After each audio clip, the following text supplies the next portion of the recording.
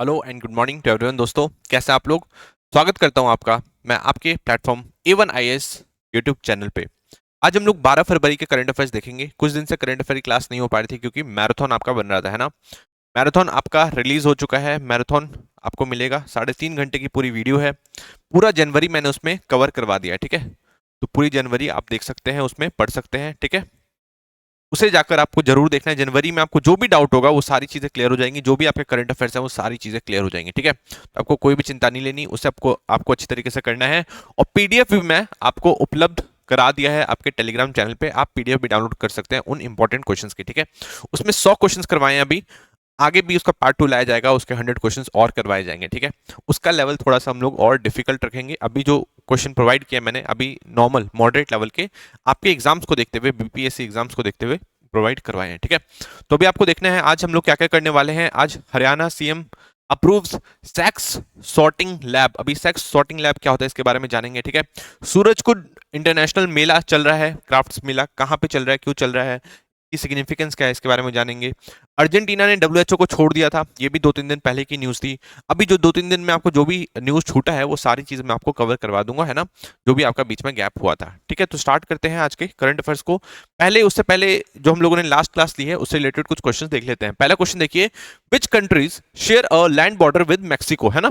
USA की वजह से मैक्सिको लगातार न्यूज में बना हुआ है ना, क्योंकि यूएसए ने बोला है कि भाई वो गल्फ ऑफ मैक्सिको का नाम चेंज करके क्या कर देंगे, गल्फ ऑफ अमेरिका कर देंगे। ये चीज मैंने आपको बताया था।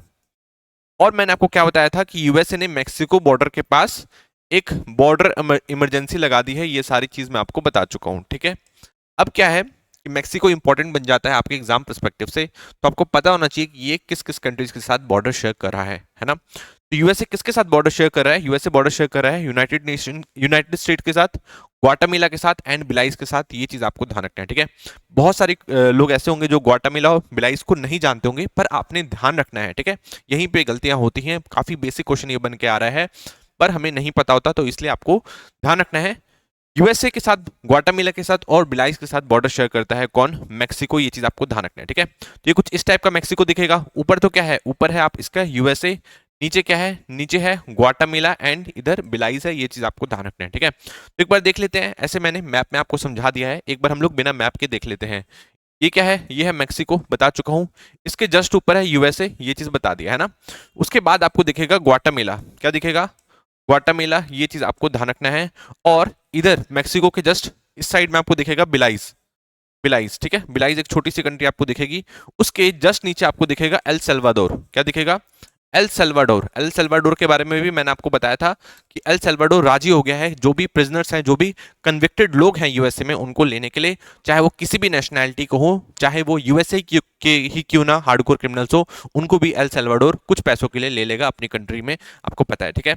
एल सल्वाडोर के बारे में बताया था कि यहाँ पे काफी ज्यादा प्रॉब्लम्स चलती रही हैं, बट वहाँ के जो प्रेसिडेंट है काफी अच्छी तरीके से जो भी गैंग वॉर्स चलते थे पहले, जिसकी वजह से एल सल्वाडोर बदनाम था, उन सबको सॉल्व कर पा रहे हैं। उनको आराम से जेल में उनको डाल के रखा हुआ है किसने? वहां के प्रेसिडेंट ने। नई बुकीली उनका नाम है, ये चीज बता चुका हूं, ठीक है। तो ग्वाटामिला किसके साथ बॉर्डर शेयर करेगा? एल सल्वाडोर के साथ। और यहाँ पे एक और कंट्री आपको दिखेगी होंडुरस नाम की। किस नाम की? होंडुरस। ये जो जितनी भी कंट्रीज है, छोटी छोटी कंट्रीज, आपको पता होनी चाहिए लाइन वाइज तरीके से।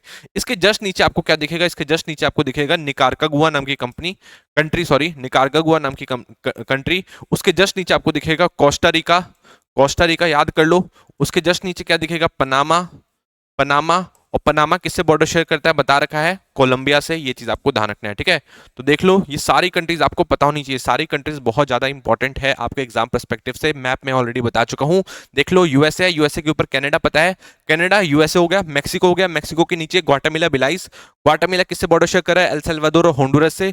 इसके बाद क्या है? निकारागुआ, कोस्टा रिका, फिर पनामा, जिसमें मैंने पनामा कैनाल के बारे में बताया था आपको, और फिर है कोलंबिया, जिसके बारे में बताया था कि यूएसए ने कैसे जबरदस्ती वहां पे डिपोटीज को भेजा है, ठीक है, कि फटाफट आपको लेने ही पड़ेंगे अपने, उन्होंने अपने प्लेन से भेजा है। वो लोग लेने के लिए तैयार नहीं थे, बोल रहे थे कि हम लोग अपने सिविलियन प्लेन में खुद ले आएंगे, बट यूएसए के डोनाल्ड ट्रंप ने जबरदस्ती उनको भेजा है, ठीक है।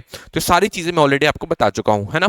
एल सल्वाडोर के बारे में बता रहा था मैं लास्ट टाइम में, जहां मैंने आपको बताया था कि इसका कैपिटल क्या है। इसके कैपिटल का नाम है सैन सल्वाडोर। ये चीज आपको ध्यान रखनी है। और यहाँ के जो प्रेसिडेंट है, जो कि दोबारा चुने जा चुके हैं उनका नाम क्या है, उनका नाम है नईब बुकीली। ये चीज आपको ध्यान रखना है, ठीक है। काफी यंग है, इनके बारे में थोड़ा देख लेंगे, नईब बुकीली के बारे में, ये आप थोड़ा सा जाके देख सकते हैं। ये वहां पे जो गैंग वॉर्स चलते थे उनको काफी अच्छी तरीके से कंट्रोल कर पा रहे हैं, ठीक है। तो इस टाइप के क्वेश्चंस आएंगे, आपको समझ के ध्यान रखते हुए चलना है, ऐसे निकल के आने वाला है। क्वेश्चन फर्स्ट क्लियर हो गया। क्वेश्चन नंबर सेकंड पे चलते हैं, देखते हैं क्या है। क्वेश्चन नंबर सेकंड देखिए, Usha Vance the second lady of United States has ancestral roots in which Indian state, ठीक है। तो कौन से इंडियन स्टेट से बिलोंग करती हैं, इनके एंसेस्ट्रल रूट कौन से स्टेट पे जाते हैं, तो इसका करेक्ट आंसर है आंध्र प्रदेश में। इनके पेरेंट्स जो थे आंध्र प्रदेश से माइग्रेट किए थे, कहाँ पे, यूएसए में। ये चीज आपको ध्यान रखना है, ठीक है। ये क्वेश्चन ऐसे आपका कौन बनेगा करोड़पति में भी पूछा गया था, है ना। मुझे लगा कि ये क्वेश्चन आपको पता होना चाहिए, ठीक है, जनरल नॉलेज के लिए भी आपको पता होना चाहिए। क्वेश्चन नंबर थर्ड पे चलते हैं। क्वेश्चन नंबर थर्ड देखिए, विच of the following statement is correct regarding monetary policy committee. बता दिया था अच्छी तरीके से कि मॉनेटरी पॉलिसी कमेटी क्या होती है, और मैंने ये बताया था कि इससे रिलेटेड ऑलरेडी क्वेश्चंस आ चुके हैं आपके यूपीएससी एग्जाम में, है ना। तो ये क्वेश्चन आया हुआ था यूपीएससी का, एक बार देख लो क्या पूछा गया था। एमपीसी के बारे में पूछा गया कि कौन सा स्टेटमेंट करेक्ट है। पहला ऑप्शन देखिए, it decides the RBI's benchmark interest rate. Already मैं आपको बता चुका हूं अच्छी तरीके से, मैंने आपको कैसे, क्यों और किस वजह से गठन किया गया था एमपीसी का, सारी चीजें बता चुका हूं। तो first is the correct answer बताया था। It is a, second option देखिए, it is a 12 member body including the governor of RBI and is reconstituted everywhere. तो ये तो पहली गलत हो गया कि 12 मेंबर की बॉडी नहीं है भाई, ये 6 मेंबर की बॉडी है, 6 मेंबर की बॉडी है। ये चीज ऑलरेडी बता चुका हूं, और एक साल में कई एक बार ये बैठती है। ये चीज आपको ध्यान रखना है। और इसका मेन काम क्या होता है, इसका मेन काम होता है रेपो रेट को डिसाइड करना। सारी चीजें ऑलरेडी आपको पता है ना। तो ये तो गलत हो गया, सेकंड रॉन्ग हो गया। थर्ड देखते हैं, it functions under the chairmanship of union finance minister. बिल्कुल भी नहीं, ये गवर्नर के चेयरमैनशिप में काम करता है। ये चीज ऑलरेडी मैं आपको बता चुका हूं, ठीक है। किसके चेयरमैनशिप में, गवर्नर के चेयरमैनशिप में काम करते हैं, ये चीज बता चुके हैं। तो चीजों को आपको ध्यान रखते हुए समझते हुए चलना होगा। समझ में आया कि नहीं आया, ठीक है। आगे देखते हैं, तो फर्स्ट सेकंड थर्ड भी यहाँ पे क्या हो गया, थर्ड भी हो गया रॉन्ग। तो first is the correct answer. ये चीज आपको ध्यान रखना है, ठीक है। तो चीजें आपको समझ में आई कि नहीं आई। एमपीसी के बारे में मैंने आपको बताया था ना, एमपीसी के बारे में क्या बताया था कि फाइनेंस एक्ट 2017 लाके 2016 लाके फिर अमेंडमेंट किया गया था आरबीआई एक्ट 1934 में, और फिर अब इसको एक स्टैट्यूटरी बॉडी बना दी गई है उसके अंदर, ठीक है। ये जो भी डिसीजन लेती है वो बाइंडिंग रहता है आरबीआई के ऊपर। ये चीज बता चुका हूँ। 6 लोग इसके मेंबर्स होते हैं, 3 आरबीआई की तरफ से और 3 गवर्नमेंट की तरफ से। ये चीज आपको ध्यान रखना है, ठीक है। 4 लोगों का कॉरम होता है, ये आपको ध्यान रखना है। जो भी डिसाइड किया जाएगा वो मेजोरिटी वोट से डिसाइड किया जाएगा, जिसकी मेजोरिटी पड़ेगी। इन केस अगर क्लैश हो गया, समझ लीजिए कि 3 इस तरफ हो गए 3 उस तरफ हो गए, तो उस केस में कास्टिंग वोट रहता है किसके पास, आरबीआई के गवर्नर के पास, ठीक है। आरबीआई के गवर्नर ही वहां के चेयरपर्सन भी कहलाते हैं एमपीसी के। ये चीज बता चुका हूं। और एमपीसी का मेन काम क्या है, इनका मेन काम है रेपो रेट को कंट्रोल करना। और रेपो रेट से क्या कंट्रोल होगा, ऑब्वियसली इन्फ्लेशन कंट्रोल होगा। ये सारी चीजें बता चुका हूं। इन्फ्लेशन हमें +-2% रखना है, ठीक है। तो सारी चीजों को लिंक करते हुए समझते हुए चलना है। और जाकर मैराथन जरूर देखेंगे आप, मैराथन बहुत ज्यादा इंपॉर्टेंट है आपके एग्जाम पर्सपेक्टिव से। जनवरी का मैराथन देखिए, सारी चीजें क्लियर हो जाएगी। क्वेश्चन नंबर 4 देखते हैं, विच IIT has signed an MOU for developing bamboo based bunkers for Indian army, ठीक है। बैम्बू बेस्ड बंकर्स कौन से आईआईटी ने साइन किया है एमओयू आर्मी के साथ मिलके कि बैम्बू बेस्ड बंकर्स बनाएंगे, ठीक है। तो किसने किया है, ये किया है आईआईटी गुवाहाटी ने, बता चुका हूं ऑलरेडी, है ना। क्वेश्चन नंबर 3 हो गया। क्वेश्चन नंबर 4 देखिए, लास्ट क्वेश्चन देखिए, who was the ICC chairman before Jay Shah. Jay Shah के बारे में बताया था मैं आपको लास्ट टाइम, है ना। जब सुप्रीम कोर्ट का एक वर्डिक्ट आया था, सुप्रीम कोर्ट ने कहा था, एक तंज कसा था कि ये जो स्पोर्ट्स में हम लोग पॉलिटिसाइजेशन कर रहे हैं, ये नहीं होना चाहिए, है ना। तो यहाँ से आपके कुछ क्वेश्चंस भी निकल के आ सकते हैं। उसी के तहत मैंने आपको जयशा के बारे में बताया था, ठीक है। ये सेक्रेटरी भी रह चुके हैं बीसीसीआई में। अब देखो, अभी ये आईसीसी चेयरमैन बने हैं 1 दिसंबर 2024 को, है ना। उससे पहले कौन था, ये क्वेश्चन मैंने आपसे पूछा था। तो उसके पहले थे ग्रेग बार्कले। ये चीज आपको ध्यान रखना है, जो कि किससे बिलोंग करते हैं, जो कि न्यूजीलैंड से बिलोंग करते हैं। ये चीज आपने पता होना चाहिए, ठीक है। तो स्टार्ट करें। एक और देख लो यार, एक बोनस क्वेश्चन एमपीसी का। तो एक क्वेश्चन मैंने आपको बता दिया जो कि आपके यूपीएससी एग्जाम में पूछा गया था। एक इस तरीके से भी क्वेश्चन पूछा जा सकता है, ये भी देख लो। Which of the following best describe the decision making process of monetary policy committee, ठीक है। एमपीसी का बेस्ट, एमपीसी को कौन, मतलब एमपीसी को इसमें पूछा, एमपीसी के बारे में पूछा गया है कि best describe the decision making process of MPC. MPC के बारे में पूछा गया है। तो देखो, ये ऑप्शन देखो, unanimous vote of all 6 members is mandatory. Unanimous मतलब एक साथ, मतलब सबका होना चाहिए, सबकी रजामंदी होनी चाहिए, तो बिल्कुल गलत है।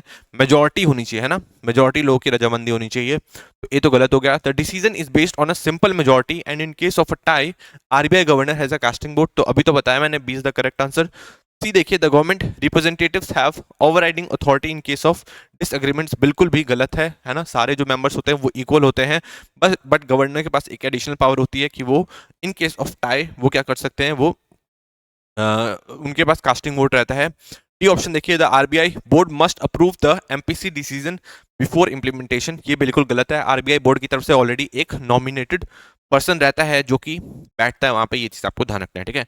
तो ऐसा कुछ भी नहीं है कि एमपीसी आरबीआई बोर्ड को ये एकदम क्या बोलते हैं अप्रूव करना पड़ेगा, तभी तभी उसकी एडवाइजेस को मानी जाएगी, नहीं, ये जो भी एडवाइस देगा वो बाइंडिंग होगा आरबीआई के ऊपर और आरबीआई को मानना ही पड़ेगा। तो ये चीज आपको ध्यान रखना है, 20 द करेक्ट आंसर, ठीक है। तो इस टाइप के क्वेश्चन निकल के आएंगे, समझते हुए चलना। अब देखते हैं आज के करंट अफेयर्स पे, देखते हैं 12 जनवरी के करंट अफेयर्स। पहला देखिए, पहला क्या है, AI enabled national consumer helpline sees 10-fold surge in grievance calls, ठीक है। तो जो हमारा पहले नेशनल कंज्यूमर हेल्पलाइन था, इस सिस्टम को हम लोगों ने क्या कर दिया, इसको अब हम लोगों ने एआई एनेबल्ड कर दिया, ठीक है। अब एआई एनेबल्ड करने से क्या हुआ, सिंपल शब्दों में समझ लो, इतना ज्यादा डिटेल में जाने की जरूरत नहीं है। सिंपल चीज ये हुई कि एआई एनेबल करने से जो जो ग्रीवेंसेज है उसको हम लोग सॉर्ट कर पा रहे हैं अलग अलग कैटेगरी में, है ना। उसमें से भी जो सबसे ज्यादा इंपॉर्टेंट है, जो सबसे ज्यादा जल्दी करने की जरूरत है, तो उसे हम लोग सॉर्ट आउट करके उसको फट से जल्दी से सॉल्व करने की कोशिश करें। ये चीज आपको ध्यान रखना है। इसका आप एग्जाम्पल भी कभी आपको मेंस में लिखना पड़े तो आप इसको लिख सकते हैं। समझ में आया कि नहीं आया? तो अब हम लोगों ने क्या कर लिया, नेशनल कंज्यूमर हेल्पलाइन सिस्टम जो है उसको एआई इनेबल्ड कर दिया, ये आपको ध्यान रखना है। ये डिपार्टमेंट ऑफ कंज्यूमर अफेयर्स के अंदर में आता है, ये चीज आपको पता होना चाहिए, ठीक है। डिपार्टमेंट ऑफ कंज्यूमर अफेयर्स ने किया है नेशनल कंज्यूमर हेल्पलाइन को एआई इनेबल्ड, ये चीज आप ध्यान रखेंगे, ठीक है। तो चीजें समझ में आई कि नहीं आई, आप इसको एक बार पढ़ लेना इंग्लिश और हिंदी दोनों में, पर मैंने इसका जो क्रक्स था, जो मेन इंपॉर्टेंट चीज था, जो आपको ध्यान रखना है, वो चीज मैंने आपको बता दी है, ठीक है। डेटा के अंदर आपको ज्यादा घुसना नहीं है, डेटा आपके यहाँ पे काम का नहीं है, ठीक है। नेक्स्ट देखिए, RBI to introduce bank dot in and fin dot in domains to enhance payment security, है ना। ये भी 1-2 दिन पहले की न्यूज है, नहीं कवर की थी हम लोगों ने, इसलिए हम लोग कवर कर रहे हैं कि आरबीआई बैंक.इन और फिन.इन लेकर आ रहा है, ठीक है। ये डोमेन्स अब यूज करेगा आरबीआई, जो बैंक जितने भी हमारे फाइनेंशियल इंस्टीट्यूशंस है, बैंक्स है, वो बैंक.इन और फिन.इन का इस्तेमाल करेंगे, ठीक है। ये किस चीज के लिए, ये है आपका साइबर थ्रेट को रोकने के लिए, ये चीज आपको ध्यान रखना है। किस चीज के लिए, साइबर थ्रेट को रोकने के लिए, साइबर अटैक्स को रोकने के लिए, है ना। साइबर अटैक्स आप पे किए जाते हैं, आपकी डिटेल्स उसमें मांगी जाती है, कहा जाता है कि आपका एटीएम ब्लॉक हो जाएगा और फिर कहेगा आपको लिंक भेज दिया जाएगा, आप उस लिंक पे क्लिक करेंगे तो आपको सेम वैसी ही वेबसाइट दिखेगी जैसी एक बैंक की वेबसाइट होती है, बट उसमें थोड़ा बहुत डिफरेंस होगा, आपको पता भी नहीं चलेगा, और उसमें आप अपनी सारी डिटेल्स भर देंगे और फिर आप एक तरीके से अटैक का शिकार हो गए और फिर आपका जो बैंक है उसमें से सारे पैसे खाली हो जाएंगे, ठीक है। तो ये एक क्या बोलते हैं मोडस ऑपरेंडी होता है, इस तरीके से काम करते हैं जो साइबर अटैकर्स होते हैं, ठीक है। तो अब इन्हीं को रोकने के लिए हम लोगों ने अपना डोमेन ही चेंज करने की बात करी है। आरबीआई सोच रहा है कि अब डोमेन को ही चेंज कर दिया जाए, बैंक.इन फिन.इन। अब यहाँ इस डोमेन का आपको दिखेगा कि हाँ इस डोमेन से आया है, तभी आप उस पर क्लिक करेंगे और आगे का प्रोसेस करेंगे, ठीक है। वैसे आपको नहीं करना, इधर उधर से कहीं से आएगा तो आपको उसे यूज नहीं करना, ये चीज आपको ध्यान रखना है, मतलब उस पर क्लिक नहीं करना, ये चीज आप ध्यान रखेंगे, ठीक है। तो मैलिशियस एक्टिविटीज को रोकने के लिए आरबीआई की तरफ से ये कदम उठाया गया है, ये चीज आपको ध्यान रखना है, ठीक है। क्योंकि डिजिटल फ्रॉड्स बहुत ज्यादा हो रहे थे बैंकिंग के अंदर, ये चीज आपने ध्यान रखना है, ठीक है। तो चीजें आप समझ पा रहे होगे, ये चीज आपको पता होगी, ठीक है, ताकि फिशिंग अटैक से, साइबर थ्रेट से बचा जा सके। और फिशिंग अटैक क्या होता है, फिशिंग अटैक वही होता है जो मैंने अभी आपको बताया। फिशिंग अटैक मतलब जैसे कि आपको लिंक भेज दिया जाएगा, है ना, लिंक भेज दिया जाएगा, आप उस पर क्लिक करेंगे, फिर आपसे सारी डिटेल्स भरवा दी जाएगी, आप सोचेंगे कि आप रियल किसी की वेबसाइट पे भर रहे हैं ना। जैसे कि हम लोग क्या करते हैं, नेट बैंकिंग भी करते हैं, तो ऑनलाइन पहले क्रोम पे जाके फिर वेबसाइट पे भी जाते हैं ना, तो इंटरनेट बैंकिंग, नेट बैंकिंग का इस्तेमाल करते हैं हम लोग, है ना। तो जब हम लोग इंटरनेट पे जाएंगे और फिर वहां से अगर गलत वेबसाइट पे क्लिक हो गया तो उसके बाद हमारे साथ बहुत बड़ा फ्रॉड हो सकता है, ठीक है। तो उससे बचने के लिए ये तरीका आई थिंक सही है, बैंक.इन और फिन.इन नाम के 2 डोमेन्स को यूज किया जाएगा। अगर आपको ये दिखेगा, इस नाम की वेबसाइट दिखेगी, तभी आप उस पर क्लिक करके आगे बढ़ेंगे, वरना नहीं बढ़ेंगे, ये चीज आपको ध्यान रखना है, ठीक है। तो फिशिंग अटैक समझ में आ गया, फिशिंग अटैक क्या होता है, ये चीज आपको ध्यान रखनी है ना। आरबीआई के अभी नए आरबीआई के नए गवर्नर भी बने हैं, उनका नाम क्या है, उनका नाम ऑलरेडी बता चुका हूं, संजय मल्होत्रा, ये आपको ध्यान रखना है, जो कि पहले हमारे संजय मल्होत्रा जो कि हमारे पहले फाइनेंस सेक्रेटरी भी रह चुके हैं, ठीक है। संजय मल्होत्रा साहब के बारे में आपको ध्यान रखना होगा। समझ में आया कि नहीं आया? नेक्स्ट देखते हैं, नेक्स्ट टॉपिक की तरफ हम लोग आगे बढ़ेंगे। इसको समझो, सेक्स सॉर्टिंग लैब का काम क्या है, ठीक है। तो आपको पता होगा कि कोई भी गाय या कोई भी जो बफेलो होता है, वो जब प्रेग्नेंट होता है तो सब लोग यही सोचते हैं कि उसमें से जो फीमेल काव निकले, है ना, गाय के बछड़े को क्या कहते हैं, काव्स कहते हैं ना, तो फीमेल काव्स निकले, यही सबका सपना रहता है, जितने भी फार्मर्स रहते हैं, जो भी लाइव स्टॉक को रखते हैं अपने पास, ठीक है, तो चाहते हैं कि फीमेल रहे, क्योंकि उससे काफी ज्यादा फायदा हो सकता है, वो दूध भी देगी, है ना, बाद में मतलब इकोनॉमिकली फायदा होता है फार्मर्स को, उसको अच्छे दाम पे बेचा भी जा सकता है। पर अगर उसकी जगह मेल काव आए तो उसका कोई भी ज्यादा काम नहीं होता, ठीक है। उसकी वजह से काफी ज्यादा प्रॉब्लम हो जाती है। पहले तो हल जोतने के हल से हल चलाने के काम आता था, खेत जोतने का काम करते थे, बट अब वो उस काम के भी नहीं है, क्योंकि बहुत बहुत सारे लोगों के पास ट्रैक्टर्स है ना। तो इस वजह से उनका कुछ ज्यादा फायदा नहीं होता है, इसलिए उनको मारने के लिए भेज दिया जाता है, कसाई लोग उनको काट देते हैं, ठीक है। तो उससे भी बचाने के लिए क्या करना है, हम लोगों ने सेक्स सॉर्टिंग लैब्स लगा रहे हैं, ये चीज आपको ध्यान रखना है, ठीक है। इसमें आपको पता होगा कि कोई भी जो गाय होती है उसको प्रेग्नेंट किया जाता है, आर्टिफिशियली उसको सीमेन दिया जाता है ना। अब सीमेन जब दिया जाता है उसको आर्टिफिशियली, डॉक्टर्स द्वारा उसको लगाया जाता है सीमेन का इंजेक्शन, वो लगाया जाता है जब, तो चांसेस रहते हैं कि 50% मेल काफ्स निकले और 50% फीमेल काफ्स निकले, तो कुछ भी निकल सकता है, फीमेल भी हो सकती है और मेल भी हो सकता है, ठीक है। इसी चीज से बचने के लिए हम लोगों ने क्या किया, सेक्स सॉर्टिंग लैब लगाया, जिससे हम लोगों को पहले ही पता चल जाए कि हम लोग ऐसा सीमेंट डालेंगे जिसकी वजह से चांसेस ज्यादा बढ़ जाए कि फीमेल काफ ही निकले, ठीक है। तो आपको ध्यान रखना है ये किस चीज के लिए है, ये जेंडर सिलेक्शन के लिए है, ये आपको ध्यान रखना है, ठीक है। मतलब हम लोग पहले ही सेलेक्ट कर ले रहे हैं कि भाई हमें फीमेल काफ ही चाहिए, ठीक है। तो ये चीज आपको ध्यान रखना है। जैसे कि पहले जो इंडिया में आप देखते होंगे कि पहले सबको लड़का चाहिए था, लड़की नहीं चाहिए होती थी, ठीक है। तो ये उस केस में बफेलो और काऊ के केस में थोड़ा सा उल्टा है, इसमें सबको लड़की चाहिए, फीमेल चाहिए, और मेल नहीं चाहिए, ये आपको ध्यान रखना है, ठीक है। तो फीमेल के लिए हम लोग क्या कर रहे हैं, सेक्स सॉर्टिंग लैब लगा रहे हैं, ताकि इसमें से उनमें ऐसा सीमेंट डाला जाए ताकि फीमेल काफ्स ही निकले, ये चीज आपको ध्यान रखना है, ठीक है। तो इससे क्या होगा, इससे 90% चांस बढ़ जाते हैं कि फीमेल काफ ही निकले, 10% फिर भी केसेस रहते हैं जिसमें उसके बाद में मेल काफ्स निकल जाते हैं, ये आपको ध्यान रखना है, ठीक है। आई थिंक आप इस चीज को समझ पा रहे होंगे, इसको आपको अच्छे तरीके से क्लैरिटी मिल रही होगी। इसी से रिलेटेड अभी हाल फिलहाल में ही पिछले साल ही प्रधानमंत्री मोदी जी द्वारा एक यूनिफाइड जीनोमिक चिप को भी लॉन्च किया गया था, ये चीज आप ध्यान रखेंगे, ठीक है। इसी से related prime minister Modi ji द्वारा यूनिफाइड जीनोमिक चिप को भी लॉन्च किया गया था पिछले साल, ये आपको ध्यान होगा, यूनिफाइड जीनोमिक चिप का भी लॉन्च किया गया था, ये चीज आप ध्यान रखेंगे, ठीक ठीक है। ताकि लोगों को पहले ही पता चल जाए, है ना, कि जो वो बच्चे को पाल रहे हैं उसकी ब्रीड कैसी होने वाली है, ठीक है, वो मतलब किस टाइप का होने वाला है, हेल्दी होने वाला है कि नहीं, ये सारी चीज उसके डीएनए से पहले ही पता लगाया जा सके, इसलिए इस चिप को लॉन्च किया गया था प्राइम मिनिस्टर मोदी जी द्वारा, ये चीज आपको ध्यान रखना है, ठीक है। ताकि हम जो कैटल है उसके ब्रीड्स को पहले से ही पता लगा सकें कि हेल्दी रहेगा कि नहीं रहेगा, ठीक है। अब उससे क्या होगा, उससे फार्मर्स के पास इन्फॉर्म्ड चॉइस लेने का एक तरीके से मौका रहेगा, वो सोच सकेगा कि हाँ इसको पालने से ज़्यादा उसको बाद में फ़ायदा होने वाला है, तो फिर वो उसकी तरफ आगे बढ़ सकता है, ठीक है। तो ये इन्फॉर्म्ड चॉइस देगा किसको, फार्मर्स को हमारे, है ना, ये चीज़ आपको ध्यान रखना है, और इस चीज़ के लिए ही यूनिफाइड जीनोमिक चिप को लॉन्च किया गया है, ये आपको ध्यान रखना है, ठीक है। इस चिप का नाम होता है, काऊ के लिए अलग है, काऊ के लिए गऊ चिप नाम से मिलेगा, और बफेलोस के लिए महिष चिप नाम का मिलेगा, महिष महिष चिप नाम का मिलेगा। और इससे हम लोग पता लगा सकते हैं कि जो कैटल की ब्रीड है वो किस टाइप की रहने वाली है, हेल्दी रहने वाली है कि नहीं, ठीक है। तो इससे पता लगा के एक तरीके से इन्फॉर्म्ड चॉइस लेने का मौका मिलेगा फार्मर्स को, ये चीज आपने ध्यान रखना है, ठीक है। समझ में आया कि नहीं आया, इसको आप थोड़ा सा ध्यान रखेंगे। समझ में आ गया कि हरियाणा के सीएम ने अभी सेक्स सॉर्टिंग लैब्स को लगाने का फैसला लिया है। आई थिंक अब आप सारी चीजों को समझ पा रहे होंगे, ठीक है। अब नेक्स्ट देखते हैं, नेक्स्ट है Trump's birthright citizenship order is put on hold by a second federal जज। तो मैंने आपको क्या बताया था कि ट्रम्प आते ही उन्होंने घोषणा कर दी थी कि वो लोग बर्थराइट सिटीजनशिप को खत्म करेंगे, और इसके लिए उन्होंने ऑर्डर भी साइन कर दिया था, ये चीज आपको ध्यान रखना है, ठीक है। अब मैंने आपको बता रखा है कि जो बर्थराइट सिटीजनशिप है, बर्थराइट सिटीजनशिप होता क्या है इसके बारे में बता चुका हूं, और इससे रिलेटेड कंट्रोवर्सी भी, लोग यहां से चल जाते हैं और चाहते हैं कि जब भी उनका बच्चा पैदा हो तो अमेरिका में ही हो, चाहे वो इंडियन पेरेंट हो, जब उनका बेबी डिलीवर होने वाला होगा तो वो अमेरिका में चल जाते हैं, और जब वो वहां पे पैदा होता है तो उसको वहां पे सिटीजनशिप मिल जाती है। तो इस चीज से बचने के लिए ही बर्थ राइट सिटीजनशिप को रोकने का फैसला लिया था डोनाल्ड ट्रंप ने, ये आपको ध्यान रखना है। और बर्थ राइट सिटीजनशिप के कॉन्स्टिट्यूशन में लिखा गया है, 14th अमेंडमेंट में लिखा हुआ है, ये चीज मैंने आपको बता दिया था, ठीक है। 1868 सिविल वॉर के बाद इसे लाया गया था और बर्थ राइट सिटीजनशिप दी गई थी। ये स्लेव्स के लिए भी था, आपको पता ही है कि वहां पे स्लेव्स के बीच में हुआ था, तो तो उसके बाद उनको एक तरीके से बर्थ राइट सिटीजनशिप दे दी गई थी 14th अमेंडमेंट के तहत, ये चीज आपको ध्यान रखना है, ठीक है।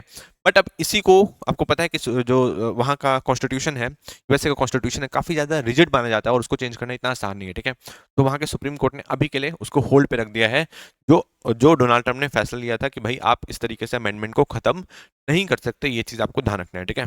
नेक्स्ट देखते हैं नेक्स्ट टॉपिक की तरफ आगे बढ़ते हैं। नेक्स्ट है Surajkund international crafts Mela kicks of with a vibrant showcase of global crafts and culture. ठीक है, तो सूरजकुंड इंटरनेशनल मेला भी चल रहा है, कुछ दिन पहले से ही न्यूज में है, आपको ध्यान रखना है। और ये 23 तारीख तक न्यूज में रहेगा, क्योंकि 7 फरवरी से लेके 23 फरवरी तक ये मनाया जा रहा है। ये चीज आपको ध्यान रखना है। ठीक है, ये कहाँ मनाया जाता है? ये मनाया जाता है सूरजकुंड विलेज में, जो कि फरीदाबाद डिस्ट्रिक्ट हरियाणा में पड़ता है। ठीक है, इसमें क्या होता है, अलग अलग लोग आते हैं, 600 से भी ज्यादा फॉरेनर्स भी आ रहे हैं, जो कि अलग अलग कंट्री से हैं। 48 से ज्यादा कंट्री से 600 से ज्यादा फॉरेनर्स आ रहे हैं, जो कि इस मेला में अपने क्राफ्ट्स को दिखाएंगे। ये चीज आपको ध्यान रखना है। और ये कहाँ पे लगता है? ये लगता है Surajkund village, Surajkund village, Surajkund village, इसलिए इसका सूरजकुंड मेला नाम भी है, Surajkund village of Faridabad district. ये चीज आपको ध्यान रखना है। फरीदाबाद के बारे में आप जानते होंगे, कहाँ पे रहता है? हरियाणा में रहता है। ये चीज आप ध्यान रखेंगे। और हरियाणा का सीएम का नाम मैंने आपको बता दिया, नायाब सैनी, जो 2024 में चुने गए हैं। ये आप ध्यान रखेंगे। ठीक है, तो इस तरीके से चीजों को आपको समझते हुए चलना है। सूरजकुंड विलेज में क्या होता है, एक तरीके से अलग अलग क्राफ्ट्समैन आते हैं और अपना अपना क्राफ्ट्स पेश करते हैं, अपनी ट्रेडिशनल जो चीजें हैं उनको शोकेस करते हैं। ये चीज आपको ध्यान रखना है। ठीक है, इस तरीके से चीजों को समझते हुए चलना होगा। तो इसकी सिग्निफिकेंस आप देख सकते हैं, ये जनवरी से फरवरी के बीच में लगता है और ये 15 दिन तक रहेगा। ये चीज आपको ध्यान रखना है। ठीक है, 7 से 23 तारीख तक ये रहने वाला है। जनरली 15 दिन का ही होता है सूरजकुंड मेला। ये चीज आपको ध्यान रखना है। ठीक है, नेक्स्ट है after US Argentina pools out of WHO sites deep differences. ठीक है, तो अर्जेंटीना के, मैंने आपको प्राइम मिनिस्टर का नाम याद रखने के लिए कहा था, अर्जेंटीना के प्रेसिडेंट का नाम याद रखने के लिए कहा था।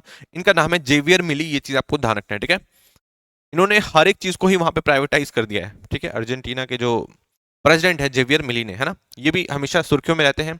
जैसे मैंने कुछ कुछ आपको प्रेसिडेंट के नाम याद रखने के लिए कहा है, जैसे कि ब्राजील के प्रेसिडेंट है लूला दा सिल्वा, उनका नाम आपको ध्यान रखना है। अर्जेंटीना के जो प्रेसिडेंट है उनका नाम आपको ध्यान रखना है। फिर मैंने आपको बताया अल सल्वाडोर के बारे में, है ना, उनके बारे में आपको ध्यान रखना है। तो सारी चीज आपको थोड़ा सा चीजों को समझते हुए चलना होगा। ठीक है, तो यूएस ने पुल आउट किया था, मैंने आपको बताया डब्ल्यूएचओ से। मैंने आपको बताया था कि यूएसए अराउंड फाइनेंसेस देता था डब्ल्यूएचओ को, जो कि 18% थे टोटल फाइनेंसेस के। ठीक है, तो मतलब काफी बड़ा सपोर्ट चला गया था डब्ल्यूएचओ के पास से यूएसए का, है ना। अब पर उन्होंने छोड़ दिया यूएसए ने, बट इसको पूरा प्रोसेस खत्म होने में पूरे 1 साल लग जाते हैं। तो 1 साल तक तो कम से कम यूएसए डब्ल्यूएचओ के अंदर टेक्निकली है, ये आपको ध्यान रखना है। ठीक है, अब यूएसए के बाद जो अर्जेंटीना के प्रेसिडेंट जेवियर मिली है, उन्होंने भी फैसला लिया कि भाई हम लोग डब्ल्यूएचओ को छोड़ देंगे, क्योंकि बहुत ज्यादा डिफरेंसेस है डब्ल्यूएचओ के अंदर और हमारे अंदर, है ना।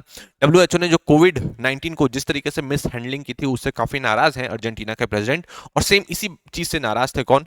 यूएसए के भी प्रेसिडेंट, आपको पता है। ठीक है, तो अब जो है जेवियर मिली साहब नाराज हैं, इसलिए उन्होंने कह दिया कि भाई हम लोग भी डब्ल्यूएचओ को छोड़ेंगे, और इससे हमारे हेल्थ सिस्टम पे कुछ भी ज्यादा फर्क पड़ने वाला है नहीं। ठीक है, ज्यादातर यही फर्क पड़ सकता है कि कुछ इमरजेंसी दवाइयों की थोड़ी बहुत कमी हो सकती है, बट हम उसको सॉल्व करने में बिल्कुल एक तरीके से कैपेबल है, हम लोग उसको सॉल्व कर लेंगे। कुछ भी डब्ल्यूएचओ की ज्यादा जरूरत हम लोग को है नहीं। ऊपर से डब्ल्यूएचओ को हम लोग को फाइनेंस भी देने होता है। आपको पता है कि डब्ल्यूएचओ को कंट्रीब्यूशन दिया जाता है किसकी तरफ से? उनके मेंबर कंट्रीज की तरफ से ही। ये चीज आपको ध्यान रखना है। ठीक है, डब्ल्यूएचओ क्या है? World health organization. पूरे वर्ल्ड में एक तरीके से हेल्थ से रिलेटेड जो भी फैसले लिए जाते हैं, एक तरीके से डिस्कशन के लिए एक ग्रुप बना रखा है, एक ऑर्गेनाइजेशन बना रखी है, जो कि यूएन की स्पेशलाइज्ड एजेंसी है। ये चीज आपको ध्यान रखना है।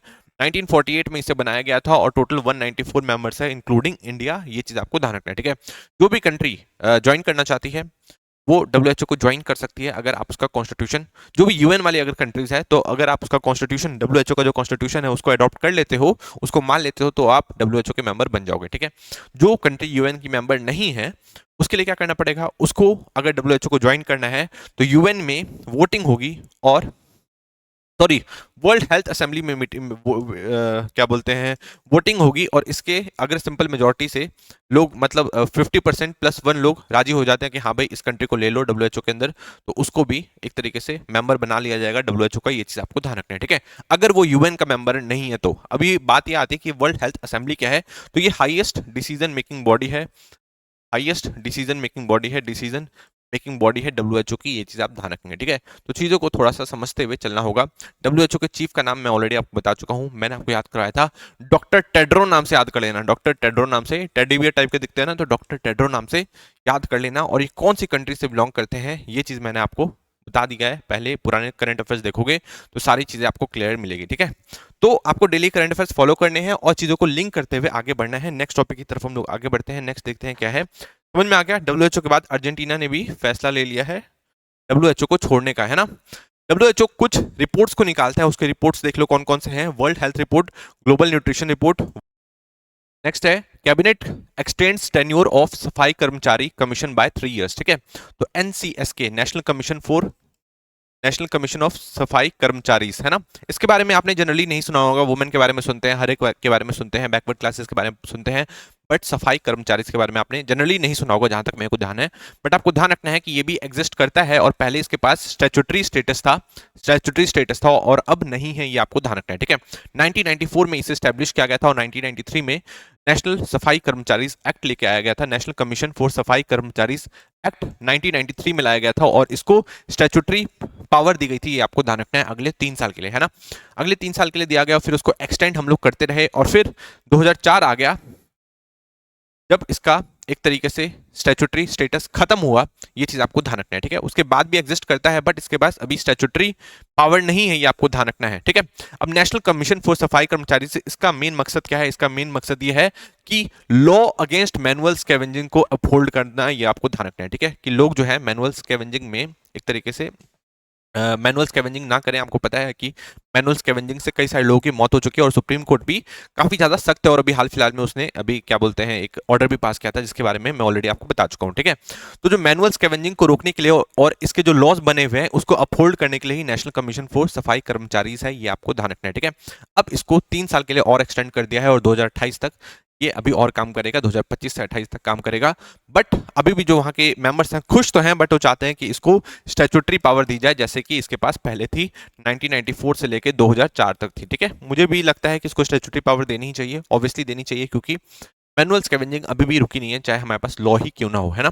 तो इस चीज को हमें रोकने के लिए इन्हें स्टैट्यूटरी पावर देनी चाहिए। नेक्स्ट देखते हैं, नेक्स्ट क्या है, Trump science order imposing sanctions on international criminal code. तो आपको पता है कि इंटरनेशनल क्रिमिनल कोड पे अभी हाल फिलहाल 2-3 दिन पहले की न्यूज है, डोनाल्ड ट्रम्प काफी ज्यादा गुस्सा हो गए थे, क्योंकि आईसीसी ने गलत तरीके से, इनके अकॉर्डिंग गलत तरीके से जो इजराइल के जो प्राइम मिनिस्टर हैं और उनके डिफेंस मिनिस्टर, उन पे सैंक्शंस लगा रखे हैं। ठीक है, उनको प्रोसिक्यूट करने का फैसला कर लिया किसने? आईसीसी ने, आपको पता है। ठीक है, तो गलत तरीके से करा जा रहा है, ऐसा ट्रम्प का कहना है, और इसलिए इन्होंने पूरे आईसीसी पे ही एक तरीके से सैंक्शन लगा दिए। किसने? डोनाल्ड ट्रम्प ने, ये आपको ध्यान रखना है। ठीक है, तो अब आईसीसी पे सैंक्शन लगा दिया, अब इसका मतलब क्या होगा? इसका मतलब ये होगा कि अब इसके जो भी ऑफिशियल्स हैं, जो भी इसके आईसीसी के ऑफिशियल्स हैं, वो यूएसए में कहीं पे भी ट्रेवल नहीं करेंगे।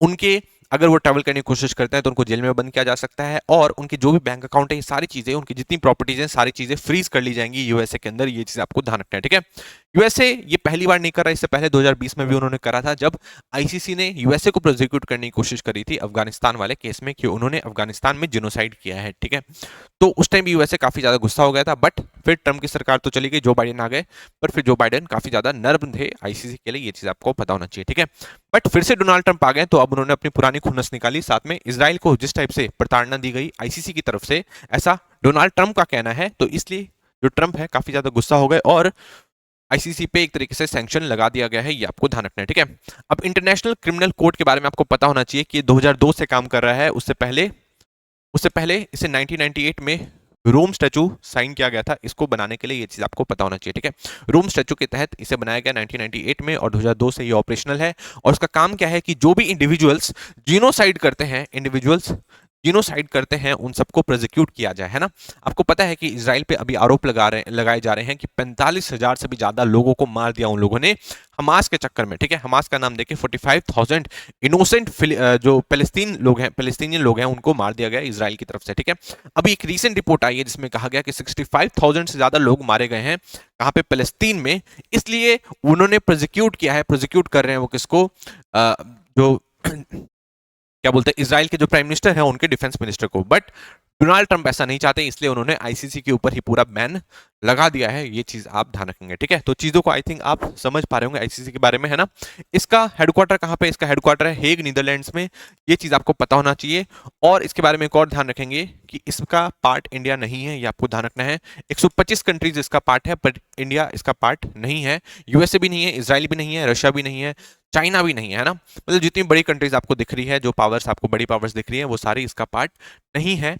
डोनाल्ड ट्रम्प का यही कहना है कि भाई जब हम लोग आपके मेंबर कंट्रीज नहीं है, तो आप लोग हम पे प्रोसिक्यूशन क्यों कर रहे हो? आपको नहीं करना चाहिए। ठीक है, बट आईसीसी ने फिर भी करने का फैसला लिया है, आपको पता ही है, ठीक है।